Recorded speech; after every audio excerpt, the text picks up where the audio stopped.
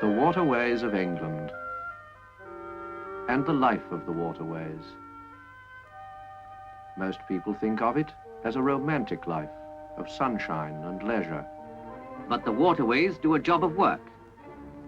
These are the boats and the cargoes they carry, and the people of the boats.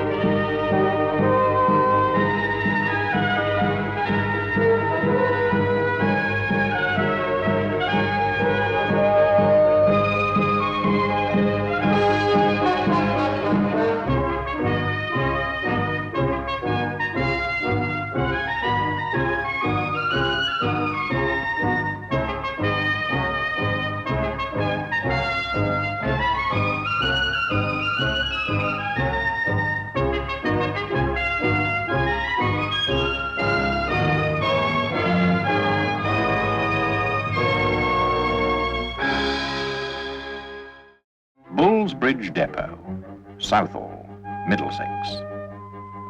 In the lay-by, the boats are waiting. Some are waiting for orders. Some are waiting for crews. Some are waiting for repairs. In the lay-by, the boats are waiting.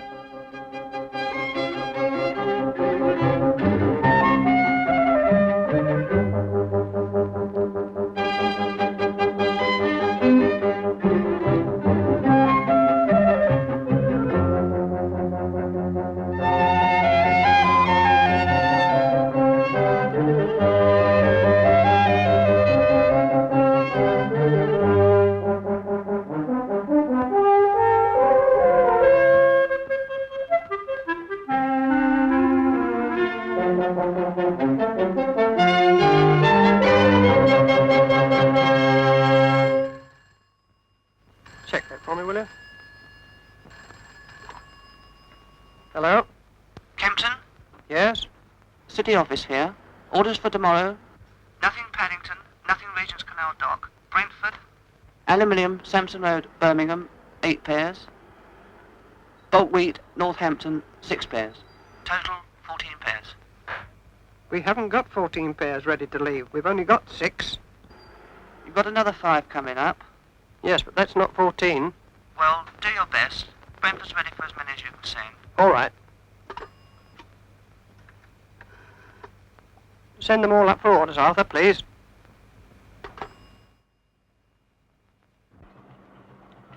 Hello. Calling all steerers at the depot. Report to the office for orders, please. All steerers at the depot. Report to the office for orders, please. Dad, you're wanted.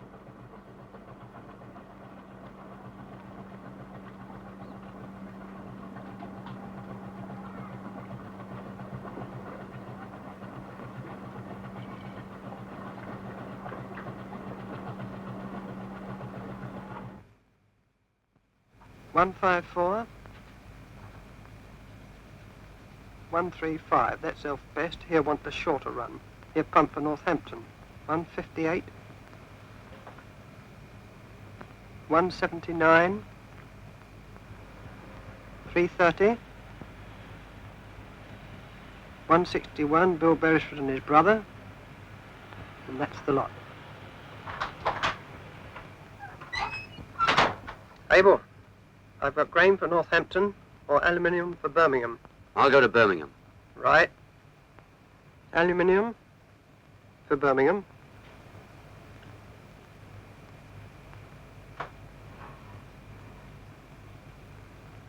That's the loading order. Now money. Ration books.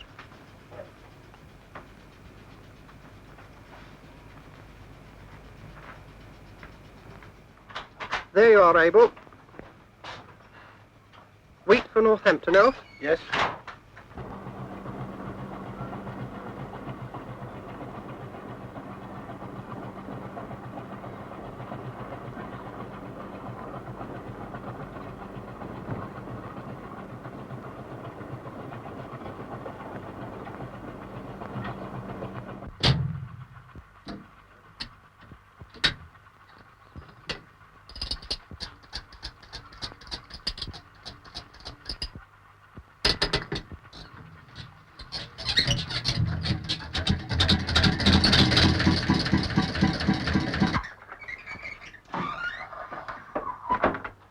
Wheat cloths, please, Arthur. You want him, butter? No, Northampton. Right. Cheerio.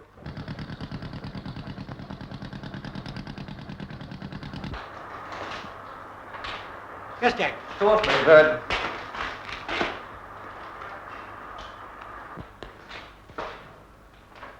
Okay, Jack. Hey, Bert.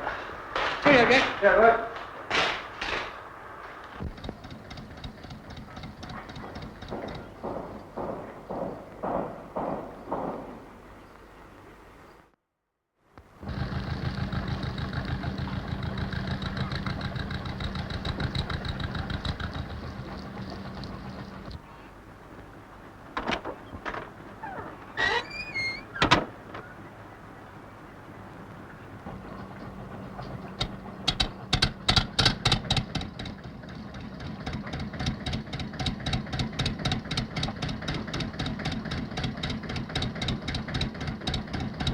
Brentford, then Birmingham.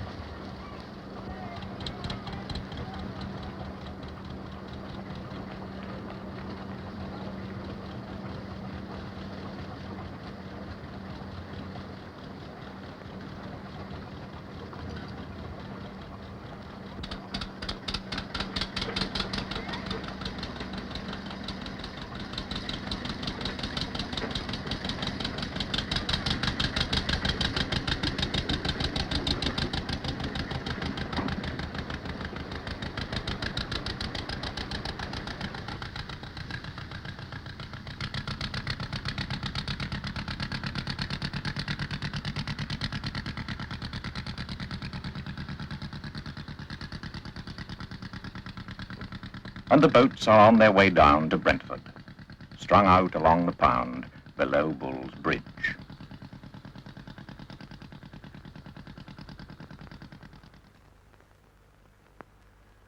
Next day, at Brent Meadow Wharf, the boats are loading.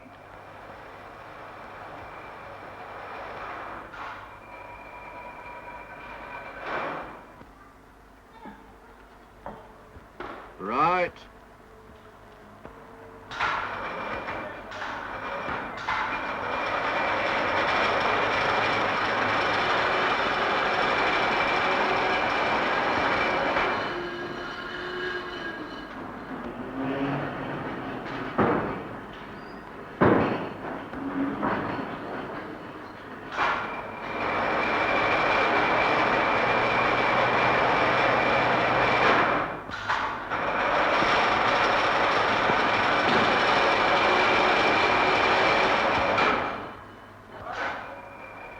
Everyone likes a boat that's easy to handle, and that depends on the trim. So the steerer, the captain, always keeps an eye on the way the cargo's stowed. He may even help with the loading himself. But that depends on the kind of cargo he's dealing with and the kind of wharf he's working at.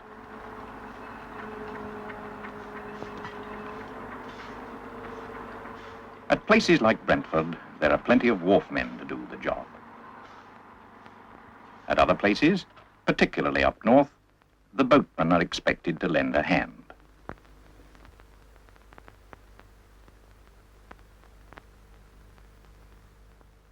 But take the coal tips at a place like Coventry. There's a man to operate the tip. So there's not much the boatman can do, except shift the coal about to get the trim right. At a modern wharf like Brentford, a pair of boats can usually finish loading in about 4 hours. Then comes the job of sheeting up.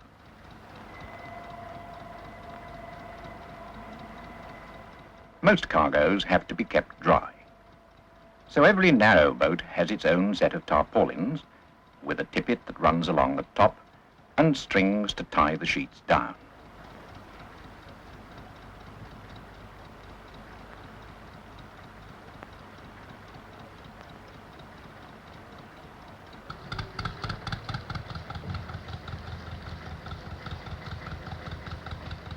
The Beresfords have finished clothing up their pair of boats.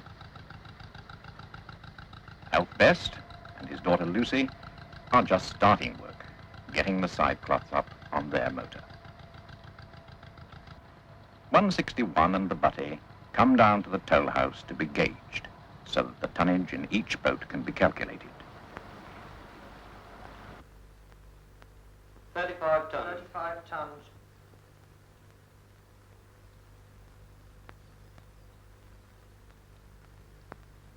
Right.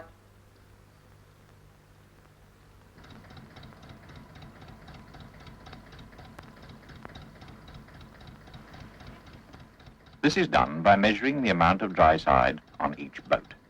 Both sides of each boat, of course.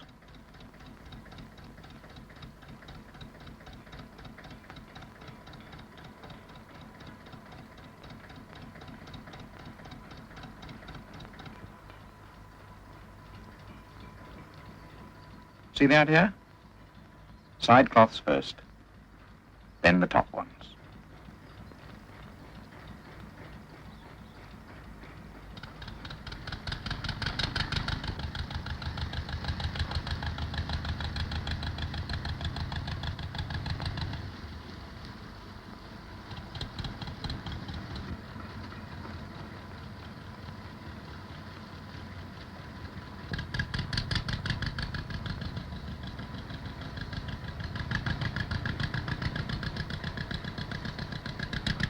In about 4 hours, Bill and Joe Beresford will tie up for the night, probably at Cowley near Uxbridge. And tomorrow, their journey to Sampson Road, Birmingham, will really start.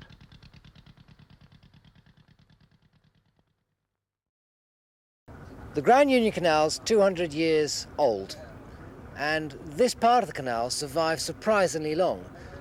Generally over the canal system, the canal lasted for effectively about 100 years till 1840, when the railways came in and really started to take away trade. But right up until the 1950s, when railways were well established, the Grand Union in this area of the country was still operating very successfully. And the reason for that was twofold.